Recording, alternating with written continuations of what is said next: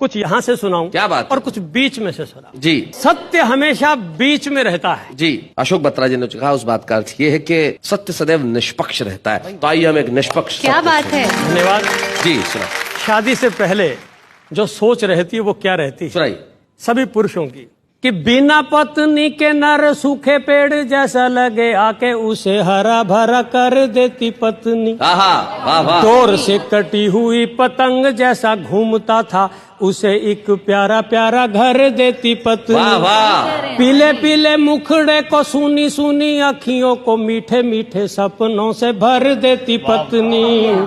दुनिया से घाव खा के छिला छिला आता है जो सारी पीड़ा वेदना को हर लेती पत्नी। सारी पीड़ा वेदना को हर लेती पत्नी। लेकिन मित्रों बढ़िया तो कह रहे हैं, होता यह है कि जब यही गले का हार हमारे पैर की जंजीर बन जाता है तो गुस्सा आता है। तो फिर पत्नी के जितने भी पर्यायवाची शब्द हैं सब गाली बन जाते हैं। जी। देखना, पत्नी को भार्या कहते हैं, पत्नी को दारा कहते हैं, पत्नी को अर्धांगिनी कहते हैं, पत्नी को वधू कहते हैं, पत्नी को बेगम कहते हैं। जब गुस्सा चढ़ता है तो किस तरह से शब्दों के अर्थ बदलते हैं। जी सुना। कि आदमी के ग्रह जब भारी होते भार्या लाता, भार से उसे बनाती भरता है पत्नी। बन अर्धांगनी वो आधे अंग हर लेती, दारा बन छाती पर चढ़ जाती पत्नी। नाम को ही देख ले रे वधु में है वध तेरा, नाम को ही देख ले रे वधु में है वध तेरा, पतन का ही तो दूजा नाम है रे पत्नी। आदमी बेचारा गमगीन हो के गंजा हुआ पर उसे गम कहाँ बेगम है पत्नी। उसे गम कहाँ बेगम है पत्नी। और फिर पत्नियां कहती हैं, इतनी इतनी बातें करते हो जरा मुझे भी जवाब दो। पत्नियों की ओर से वो क्या कहती जी। पत्नियों बोली घर भार लगती थी तुझे, मेरे आगे पीछे दुम उठाए था क्यों घूमता।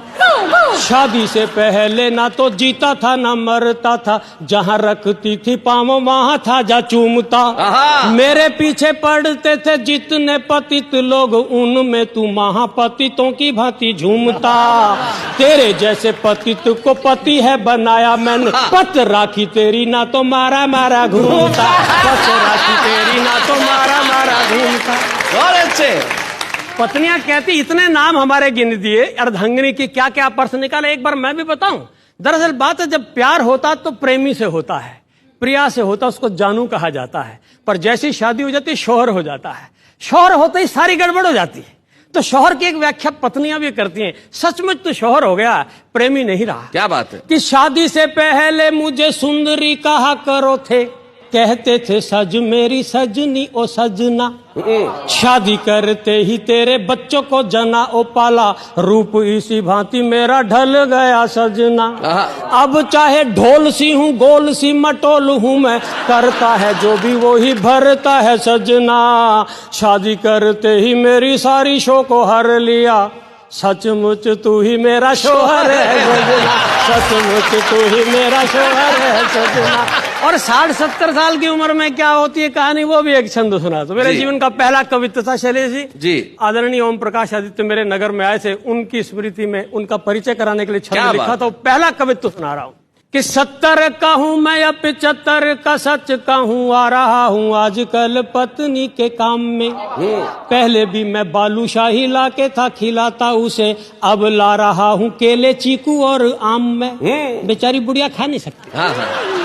आज तक डूबे जैसा दिल फेंक प्रेमी हूँ मैं, भाभी जी को छील छील देता हूँ बादाम में। फर्क इतना है पहले घूंघट उठाता था मैं, अब आ रहा हूँ राखी बांधने के काम में, अब आ रहा हूँ राखी बांधने के काम में। मैं अनेक रिश्तों की तो बात करूंगा नहीं, एक बड़े रसपूर्ण रिश्ते की बात करूंगा कि जीजा साली का जो रिश्ता है ना वो खत्म होता जा रहा है। क्योंकि परिवार नियोजन ने सिखाया एक लड़का एक लड़की। अब एक लड़का एक लड़की है तो लड़की के साथ शादी तो कर ली तुमने, बाकी ससुराल में रह गया साला साला, साली तो रही ही नहीं जी। मैं आपको एक ऐसे प्रसंग की ओर लेके चलता हूँ। मेरा एक मित्र मेरी ससुराल में गया, मेरी 3 सालियां और उसकी एक भी साली नहीं थी जी।